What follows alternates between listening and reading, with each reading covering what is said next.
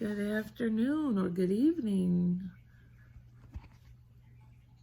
Yeah, I guess we could say good evening. How are you doing? It's your girl Janine with Symphony Reads. It's been a minute, and I apologize for that. It's just life is happening, and so much is going on.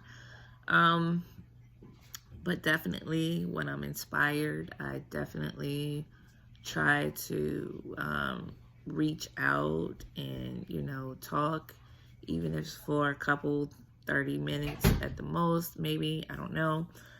So a couple things has happened. One, it was funny because I felt like it was on a day, I want to say Wednesday of this week, and Wednesday just was not a good day for me. Just kind of trying to figure out life. It's that time of reflective year, I guess, that I have is coming closer and closer to the end of the year, and I get real reflective, probably at the wrong moments, but I do get really reflective. And I think like most, sometimes I get a little down when I feel like certain things just um didn't go according to plan, or the way, or the outcome didn't happen the way that I kind of figured it may happen, if that will. And um, with 2020 and this whole pandemic that has gone on, it has definitely kind of just changed the game, if you will. So it's not a normal year by far. This does not have been a normal year, in my opinion. And a lot of things, just worldly, not just here in the United States, but I'm just talking all over, had to really change drastically. And our new normal right now is pretty much wearing face mask, having to wash hands. Like, you should have always washed your hands, but I think it's being asked that we wash our hands more frequently, and we try to keep our hands out of our face, as you saw me about to dig in my eye. Um, and making sure we wipe down and sanitize down and spray if we can. And there was the shortage of toilet paper and paper towels and bleach at one point, and trying to find antibacterial disinfectant spray. Um, Very difficult, and all of these things. So all of these things were happening. Places, counties, literally putting out orders to shut down. We have to be in the house, all of these type things. So nothing in 2020 has been very normal, because the pandemic happened. It was this outbreak, and things just had to be done differently. We had to think differently. It's not just about your safety, because when you're out and about, it's about other people's safety as well. And that means you doing your part, doing what they have asked us to do, to stay healthy, and to stay healthy, to stay safe from contracting it, or potentially spreading it. And then you've had people on both sides of the fences with the whole COVID idea. You have those who it's touched their family. They have lost family. They have family who are fighting now. People are actually dying from this. This is not, and we're not talking like one or two deaths. We're talking thousands, if not millions, now of deaths. And just specifically speaking within the United States. Shut the door for me. Just specifically within the United States.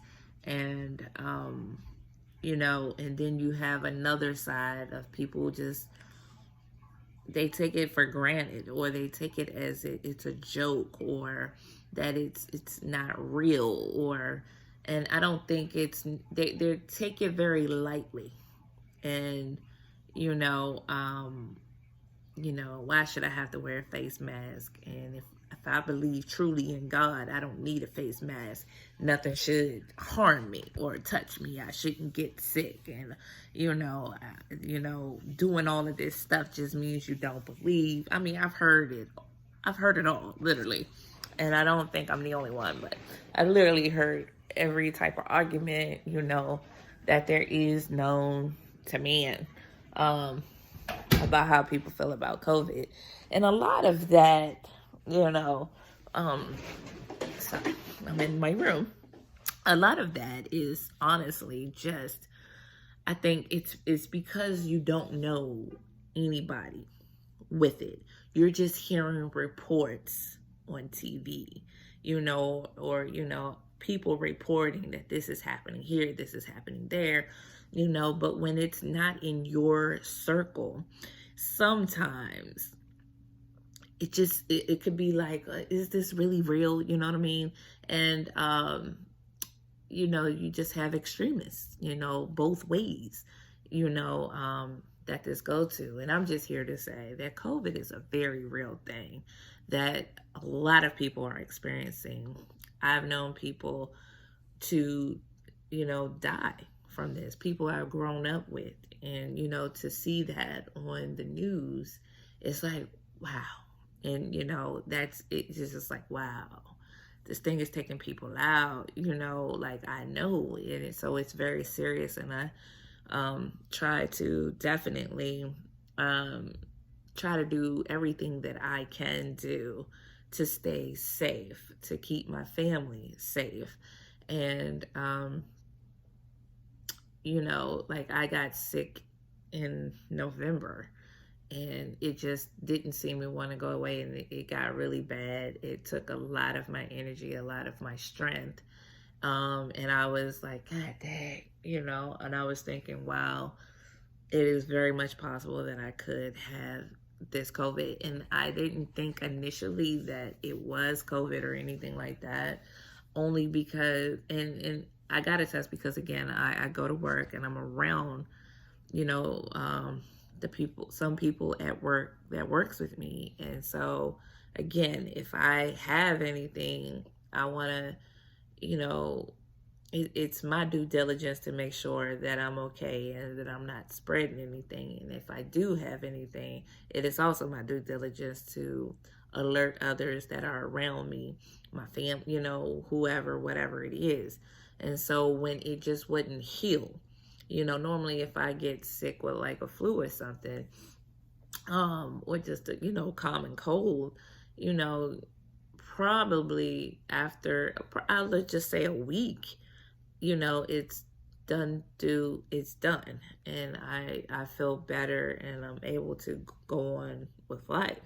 Well, this carried on for like 3 weeks. And I was like, okay, it is very much possible that I have something. I don't know. I have talked to my doctor virtually, and she was like, I just don't think it is, but it's great that you're going to go get tested, and is which I did. I went and got tested, and it came back negative. So I was like, okay, this is just, again, realize that besides the pandemic that is happening, there is other things still happening that has always happened. This is flu season. We are into cold weather. I know strep throat can sometimes run rampant around this time of the year. Bronchitis is something that I know, can have you. Pneumonia is another thing. I had caught pneumonia probably last year, I think in October, and I was like out of it for a while. And, so I really thought that that's kind of where I was going this year. And so I was like, okay, well, I'm negative. That's great, that I'm negative. It's just whatever is happening inside needs to just take its course and blah, blah, blah. But it really zapped me pretty much of a lot of my energy, to the point where, as anybody who knows me, I'm very active. I've gotten into fitness, and, I go for walks, daily walks every day without fault or fail. If I do nothing else, I will go on a walk. And I just couldn't make the journey. And then I was like, well, what do I do? let me try to go on a half journey, and to just not literally being able to do it at all. And so in all of that, it was, I was great. My dad so as my situation was going on and I was happy and grateful, my dad was sick. But again, remember, I have been sick and I'm around my dad a lot. So I was like, wow, I got my dad a cold. And, but he was getting like progressively worse. And to the point where, I had to call my brothers, and, it was like he has to go to the doctors one way or the other. If he doesn't go voluntarily, we're going to have to call 911. He has to go to the doctors. And unfortunately, he wouldn't go voluntarily, so we had to call 911. And they came and got him. His breathing, not his breathing, his oxygen levels were really bad. So they, took him to the hospital. And there, of course, the first thing that they do is test you for COVID. And, I got the call that he did test positive. And I was like, oh man, wow, daddy. And, it had run rampant in his system. And, you know, um, it was just like, wow, okay. So, you know, it just ran rapid. It messed his kidneys up pretty bad, and to the point where he is on dialysis, and, um, he had pneumonia. Um, and this is all like COVID related. So he's still in the hospital, and we're just waiting to see what needs to happen next.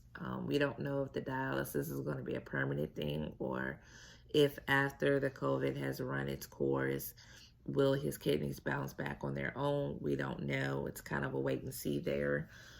So again, getting that news, I knew I had been very much around my dad.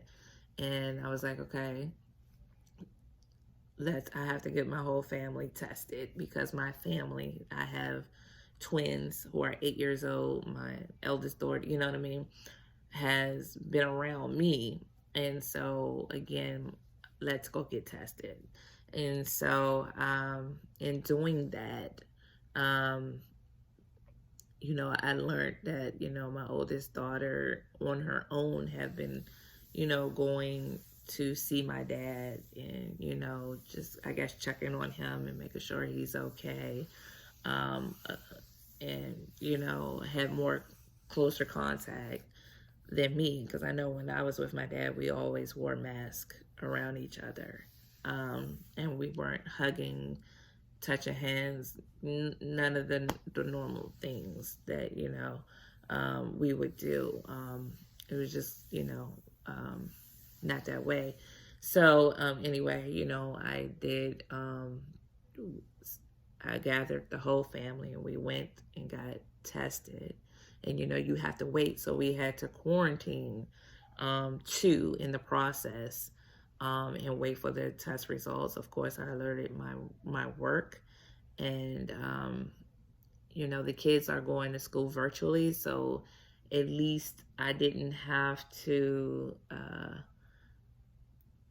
necessarily take them out of school, if that makes any sense. So they were, even if we were in the house, they were still able to sign on to school. And so, we just had to wait. And we slowly, my brothers, because again, went, had close contact with my dad. And as this is all transpiring, I didn't realize that my mom had been sick for a while. She didn't tell me. I didn't know. And that she was getting tested as well. And, she had tested, so we kind of just all were, for different reasons taking tests. And then although my results when I talked to the health department came back negative, but because my dad was now, had a confirmed positive, and I had been very in close contact with him, that means I had to be retested. And I said, okay, so that's why I took my whole family to be tested. And then, my brothers had to quarantine as well and get tested. And my mom's came back positive, and my brothers, both of them, came back negative. My everybody except for my oldest came back negative. My oldest came back positive. So we had to, in the house, we are all in close quarters. We had to quarantine her, like isolate her, which was for, as a mom, that was the hardest thing I felt like I had to do, because this is my baby, you know, this is my child. I don't care if she's my firstborn, almost an adult, almost 18, she's still my baby. And when she's sick, she's like you would think she was just like a 2-year-old. She wants to cuddle up to mommy, and mommy would just, rub her head, or, and just rock her so she can feel better, you know. Just like my twins, when they're sick, they want to cuddle with mommy. So when we have colds, and they cuddle with mommy. Mommy normally catches the cold because I'm cuddling with them. Um, and normally, honestly speaking, just this is a mom, my perspective solely, is I was willing, after finding out she was positive, I was very much willing to go in the room with her and just be with her. The problem with that is I still have 2 other children who are younger than my oldest. They're 10 years apart, and they rely on mommy as well, you know. And it was like, okay, well, and me being in the room with her, it could definitely make me, be positive, for the COVID. And the thing with COVID is, like, you don't know what it's going to do. You don't know to what level you can have it. You don't know if it's going to be mild, severe. Just because my daughter had mild symptoms doesn't mean that if I get it, I would have mild symptoms. Just look at the difference from my dad to my daughter. Hers is mild, and his was not severe to the point where he needed to be put on a ventilator, but it messed with his kidneys, type thing. So you just don't know. And so I was like, okay, well, like, okay. And so to put her in that room by herself and then sterilize the whole, that was the hardest thing I ever had to do. And it was torn. And then, it was like, okay, but my dad is in the hospital. At least that's the best place that he can be right now. But nobody can see him. Like, so we have to call, and ask the doctors, or the doctors have to call us to give us an update to how he's doing. And, so not being able to be literally by his side was, it's very hard.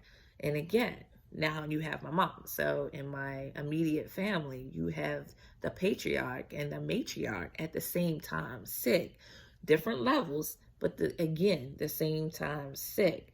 And so, it becomes very stressful. I'm sorry, I still have eye allergies no matter what's going on in my life. So it starts to burn, and I don't know what it's doing, but I apologize for digging in my eye. So anyway, but so like I was just like, okay, I can't be by her side because she has to isolate because she's positive. I can't be by my dad's side because, again, he's having way more difficult issues. And again, they're not letting anyone into the hospital. And we just have to rely on what the nurses and the doctor says, and pray that, any and everybody that's touching, my dad and caring for him are doing a good job, and doing everything that they can for him. while he's trying to bounce back and heal. And then, now you have my oldest, who again, mild symptoms, but still, how do you assure a person you don't, of, am I, like, am I going to be okay? And I can't give you 100% one way or the other if you can. All we can do is take it day by day. And I am a person of faith. I am a person of belief. And so I believe, and I just like, I know you'll be okay. And we can just take it day by day, and so just, it's rough. And this is me, this is my family that has touched, and my immediate family it has touched. So the COVID is real. And I know, I'm sorry, my eye is really burning, and I really don't know why. It's not red though, so that's a good sign. But and the reason I say that's why I'm saying COVID is real, because you don't know who has it. And of course, as I look online and, I start talking to some of the people in my groups, and, I'm learning more and more that more and more people are suffering with this, dealing with it. And, some have the same feelings like me. It's like, no, I don't have it, but everybody close to me seems to be having it, and it's very hard because you can't care for them the way that you would normally care for them. And, that can just be very stressful. And so, and reason I say we are real, we, and I think life has shown just sometimes how things can just seem so unreal. And everybody has feelings, emotions, you know what I mean? And you don't know when something like this happens how you're going to deal with it. And you don't know, because one minute you could be completely fine, you can be completely strong, you can be completely everything that everybody needs at that time in your life. And then seriously, when you go into the bathroom, or you go to take a bath, or you go into your quarters, your own room, and nobody's around, and you just collapse on the floor and you just bawl crying, you just don't know. And so you have to feel like your feelings, you have to understand that your feelings and what's going on with you. And just because you're Christian, or you're called upon to be the strong one right now within the family, or whatever that is, you still have valid feelings. You still, it's okay to not know what to do. It's okay to be worried, in a sense, to have like, well, okay, I'm not sure how to handle this. What do I do? You can have those uncertainties and those question marks. It doesn't make you a bad person. It just doesn't. You know what I mean? It doesn't mean you don't believe, because this has made me believe stronger in God. For me personally, I believe stronger, and I believe in his word. I believe in his healing powers.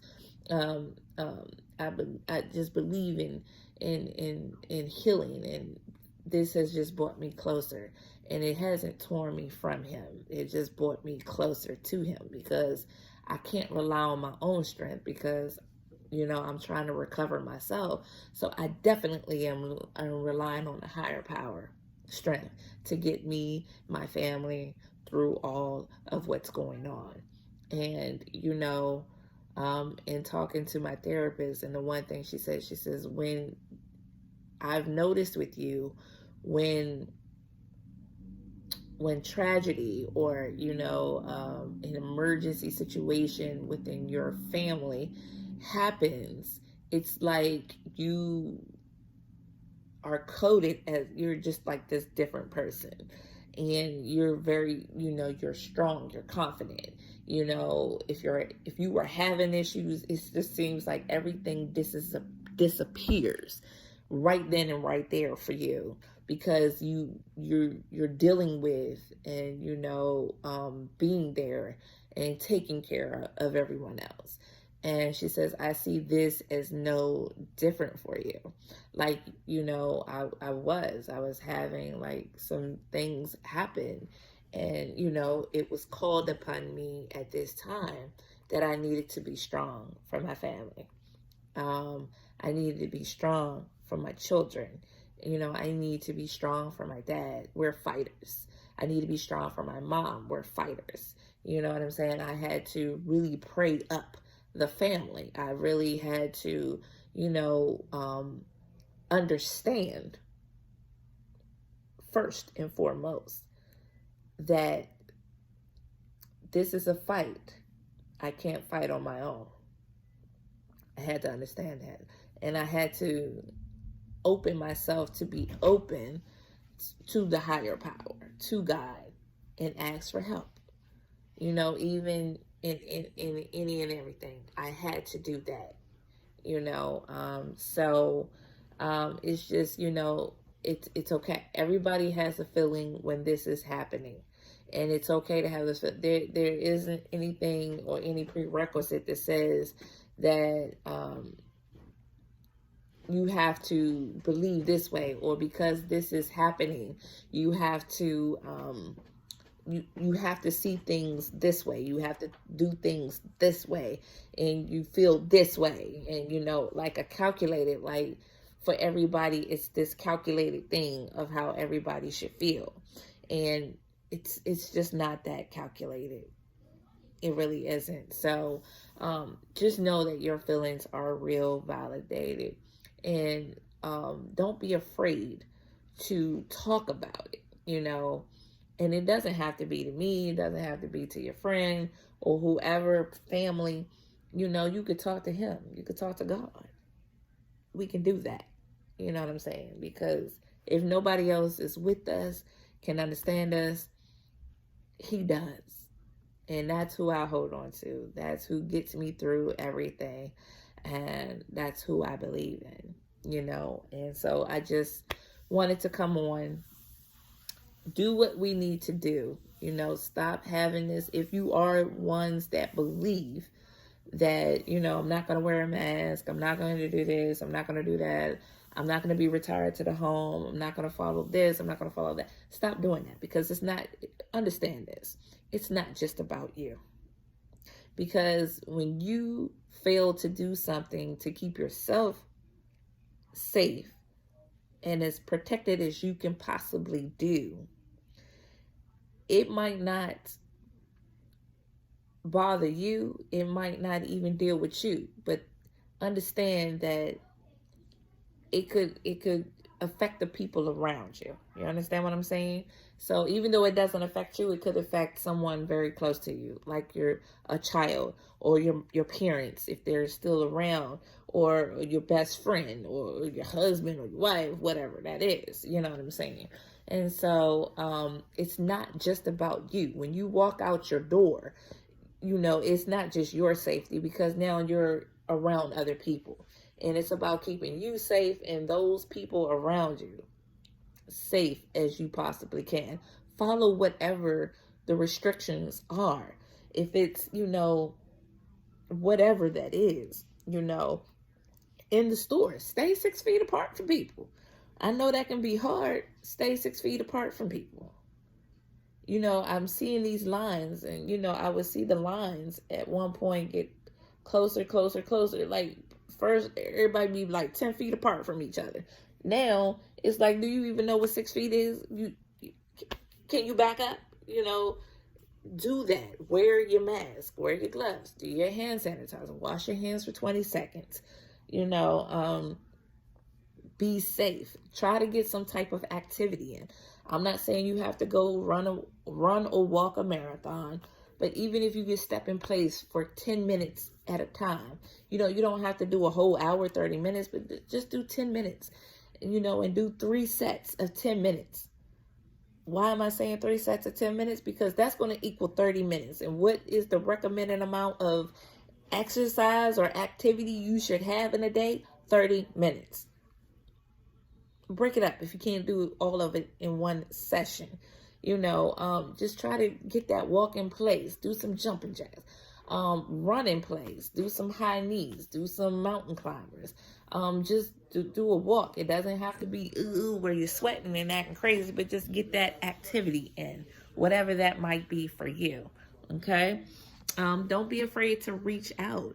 The suicide hotline is still there and available to talk to those who feel like that they might be at risk or in a very dangerous situation where they might hurt themselves or someone else around them. There are a lot of groups now, support groups that are virtual, that you can get involved. NAMI has a support group for mental health, but again, it's not just for people who have bipolar or schizophrenia, because now the pattern is everybody is experiencing some type of mental unwellness right now due to the pandemic. So those virtual groups are open. NAMI has one. I think there's, I'm pretty sure if you go online, they have the text suicide 24/7 hotlines that are out. There are support groups, believe it or not, on Facebook that you can tap into. Don't be afraid to reach out. We're Symphony Reads here, and you can definitely email me. I have no problems of emailing back or setting up that maybe we can do some type of like Zoom call and just say hi. I don't need to know you. I do care about you. You know what I'm saying? I don't need to know who you are. And I only talk to people I know. I care about you. And this is why Symphony Reads is here to support. You know what I'm saying? And you can do that. Email Symphony Reads with an S at gmail.com. That's Symphony Reads with an S at gmail.com. You can definitely email us. Hit the subscribe button on the YouTube channel for Symphony Reads. Become part of the family. We are on Facebook, Symphony Reads Ministry. We are on IG, Symphony Reads Ministry. Please, if you need that extra support, or just, you're lost, you don't know what to do that, reach out. I'm here letting you know that I care about you. I care about your wellness. I care about everything about you. And I want to pray for you. I want to help you as I can. You know what I mean? And so don't be afraid to reach out and just say, I'm a little lost, or I feel alone. Like I said, we're all going through this and we have to band together. And there are those that don't have family. They don't have friends. I'm not there. There are those like that. And so specifically to you, we are here. And so if ever I could be of a support to you, you can reach out to me. I'm Janine KB Mills. I am on Facebook. If you just personally wanted to reach out to me, I am on Facebook, Janine Brown Mills. You can look me up. I don't think I'm crazy in this sense that most people would say I might be. That's just a joke. Calm down. But anyway, reach out to me. You can definitely inbox me. Like I said, on Facebook, I'm on IG. I'm 40+J on IG. I'll talk to you about that another day. 2Y's 40+J. I'm into fitness. I'm into prayer. I love the Lord. Come as you are with me, and, I've taken up way more than I was trying to, but just understand that this thing is happening. It's real. We have new guidelines that we must follow. It's new norm, whether we like it or not, whether we agree with it or not. It's here, and this is what we have to do. Your feelings are very much valid. You are a real person. Don't let anybody make you feel like you are not, or that you have to act this way, be this way, say that way, do this way. If you're a little scared, it's okay. we get scared sometimes. If you have a worry about what's happening, it's okay. We do get worried sometimes. You know, just whatever. If you're tired because working around the clock, taking care of your family, and you're forgetting totally about yourself, it's okay. We do that sometimes, and we need to just know that we can step back, sit back, and we need to replenish ourselves, so that we can continue to take care of the family and friends and just, whatever the circumstances still work, whatever the circumstances are for you. So we're just here, and know that you are valid and you are loved. You are not alone. You don't have to be alone. And it's okay to reach out. Peace and blessings to you all. And I'll see you next time. Bye-bye.